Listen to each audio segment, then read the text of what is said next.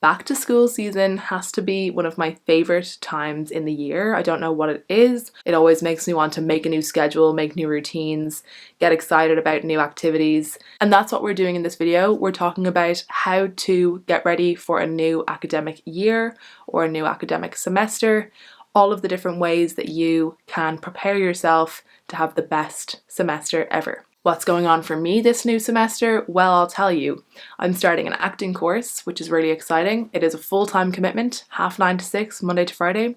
I also run a company that is based around the academic year. We teach speech and drama to kids and teens. That's pretty much it. That's mainly focused on the academic year. Everything else I need to try and fit in around these different commitments that I have. The first thing I would recommend that you do, and this is just going to help you out in literally anything that you ever have to plan ever again, but it is to make a list of all of the different commitments that you have in your life. These are mine, and these are currently done in slightly broader headings, but you can get more specific. These would be my areas of life or areas of focus, and below that I've then listed the specific commitment that exists within that area. So for example, under family I have Sunday dinner and calling my dad.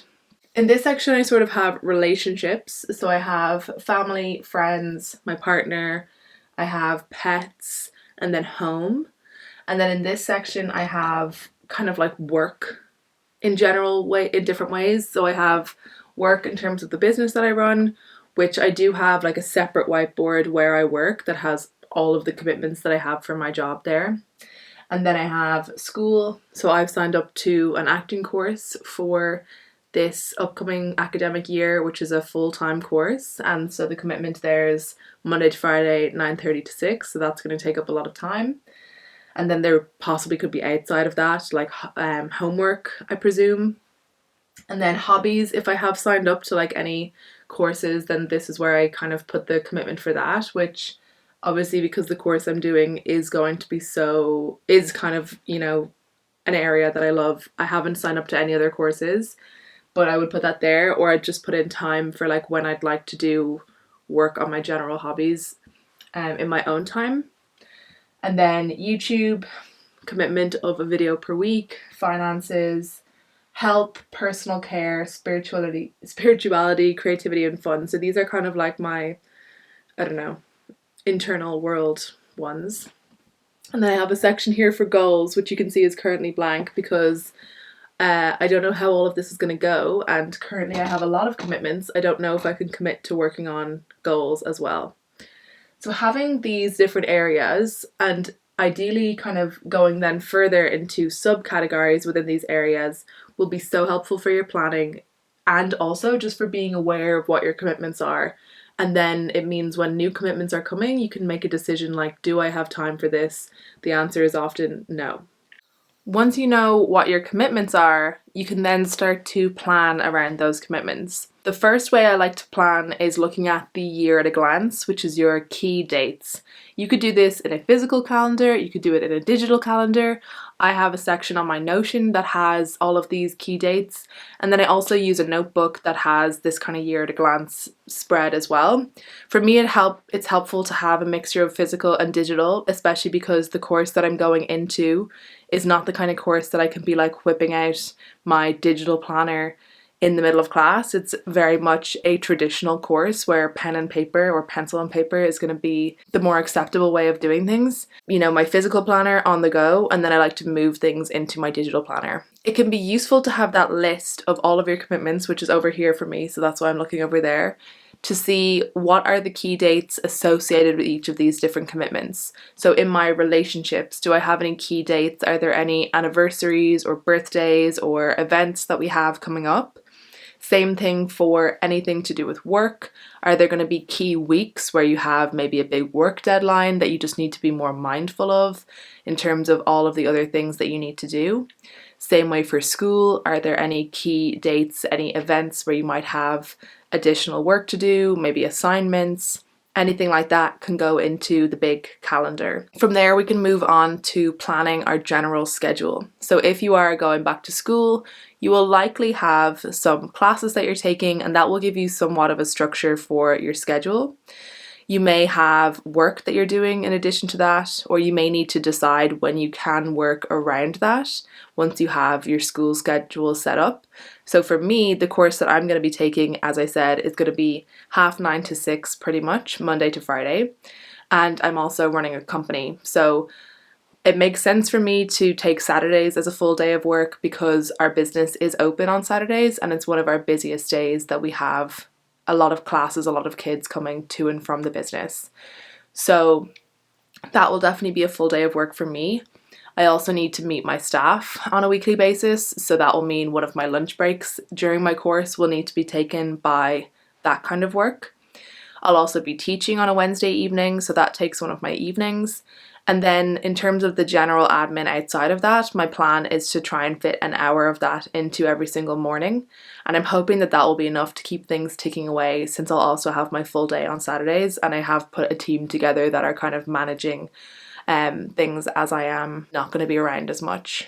I also am doing a teacher training program for my staff this year.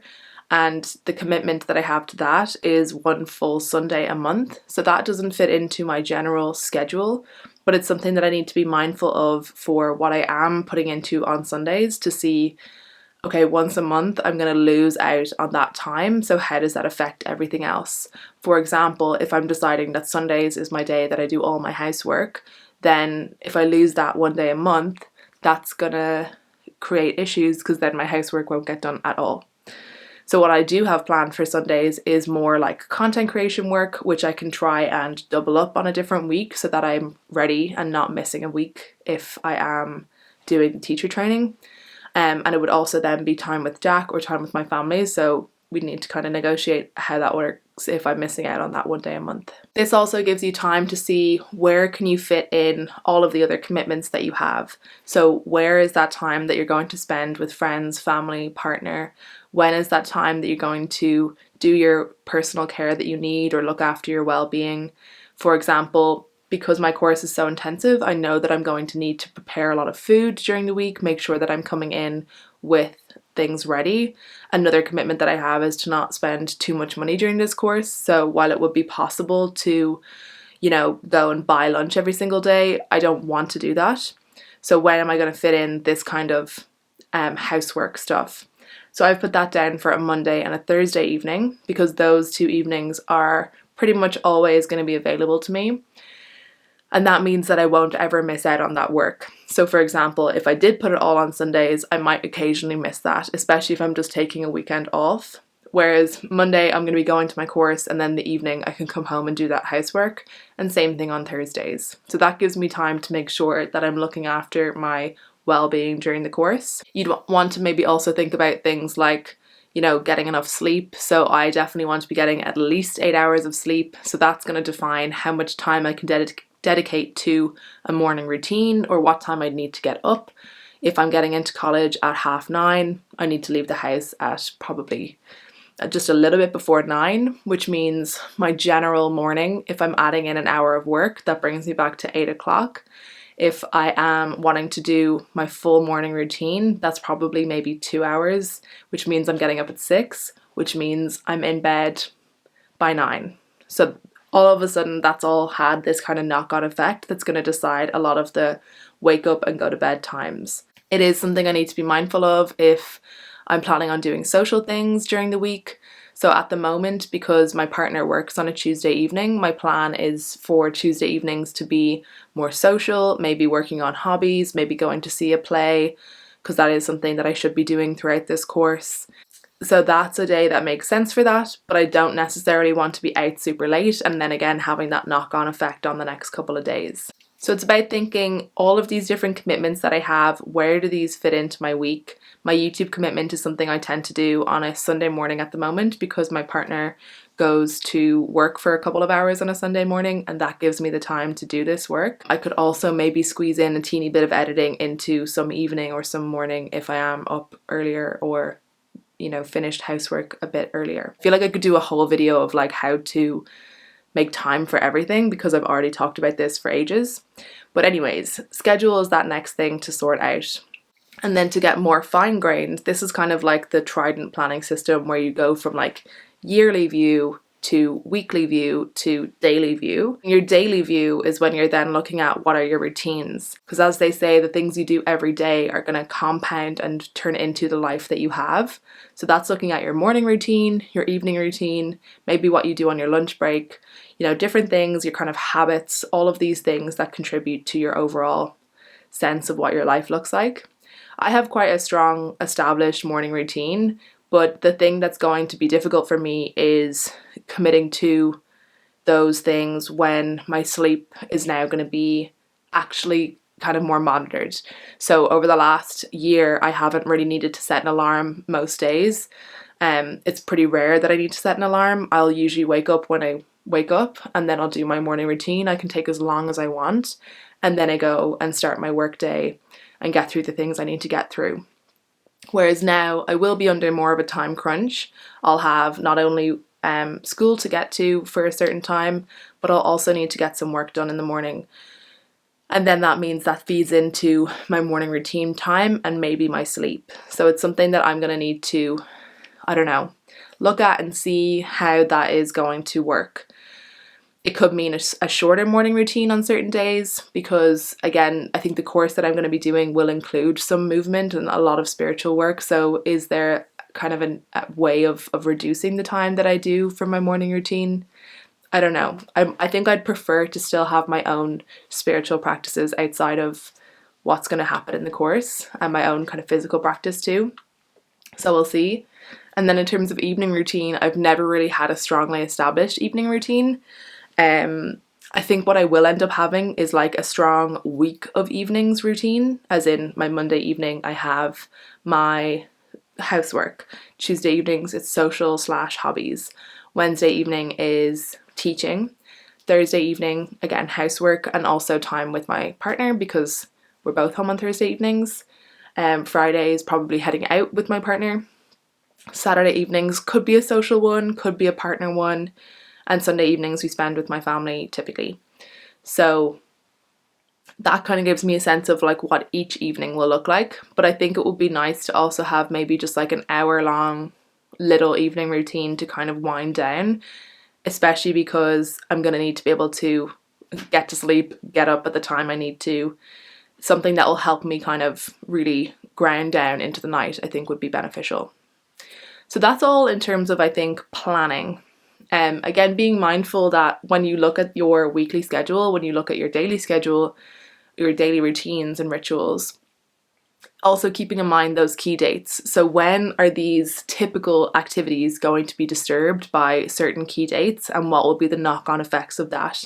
Do you need to do extra prep, like meal prep, before a big week that you have coming up? Are there going to be weeks that you miss a certain evening where you're meant to have something planned, and what all happens with that, and can that time be made up? The next thing to consider when getting ready for a new academic year is supplies. So what supplies are you going to need this academic year? Again, I find it really useful to look through my areas of focus and my commitments to see like, is there different things I need in different areas? Because in a new school year in general, it's good for me to think about these things. If I'm going to be busy over the next couple of months, it's good to think about, okay, do I need gifts for events that are coming up? Anything for work, anything for school, anything for my personal care, like all of these different areas that we might need supplies for. It's nice to think about these things all at once because you can also then factor that into whatever budget you're coming up with for this time of year. Like, for example, one of my commitments for this term in general is looking after my dog. I was hoping that I would be driving by this point and then I'd be able to take her to and fro in a car.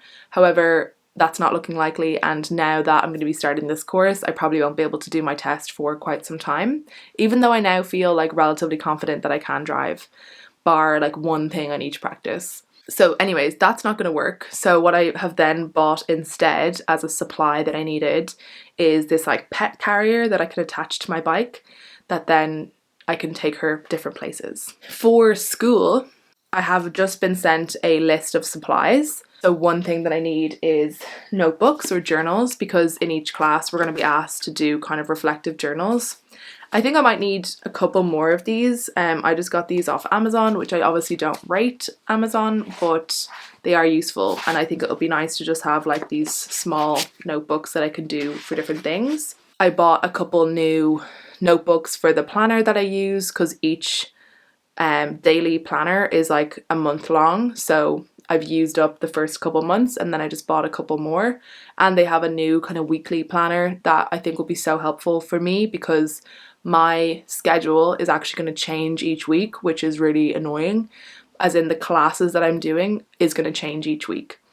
So that'll be really useful for me every week to just have this physical space that all of these things are stored so that I know what's going on. Because again, I don't want to be taking my phone out all the time to try and put everything into my Google Calendar. I need to get some new like pens and pencils, like just plain ones, because just all of my pens have been dying recently. I don't know what's going on. So I just need to get like a big collection of black pens basically, but nice ones that I like to write with. I have like highlighters. I could do with some little like sticky note tab things because I'll be doing a lot of reading of plays and I need to be able to kind of mark down certain sections without destroying the whole copy. I've also then been sent a reading list that I have some of the copies for on my shelves. I have some of them in the office as well, but then there's a few others that I'd want to get my hands on.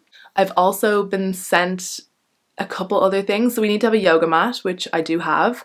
I also need for certain classes to wear all black, which my delicate complexion could never in usual life. So I have a couple pairs of like black pants that I think would be suitable and leggings. But even like they're meant to be very plain, like not even having any logos on them where possible. And some of the pants I have definitely do. And I have no black tops, like none. So I need to go and get some of those. Let me know if you want to come school supply shopping with me because that could be fun. Or just getting ready for the new year together. So yes, supplies, think about those. In work, there's a couple things I need to get for the new academic year. The new academic year started this week. So there's things like folders and notebooks and paper and all of those things that we need. So list of supplies, really useful. In personal care, I needed things like new shampoo. I need a new keep cup.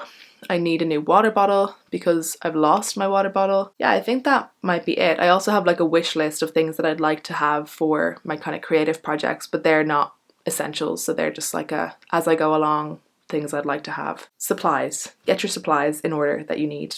The last thing that you then might want to do in terms of planning for a new academic year would be maybe goal setting. Depends on what's going on for you at this time of year. Like I have a lot going on, as you can see, and it may not make sense to add goals into the mix. It might just be like surviving this season. It might be things that are already connected to what's going on here. So posting one video a week on YouTube would be a good goal for me because I haven't been doing it consistently. Making the most of this course, like keeping on top of notes or, you know, little things could be goals in here, things I need to do for the business that I run, but probably not going and like adding in any crazy goal that has a big time commitment that I don't have time for.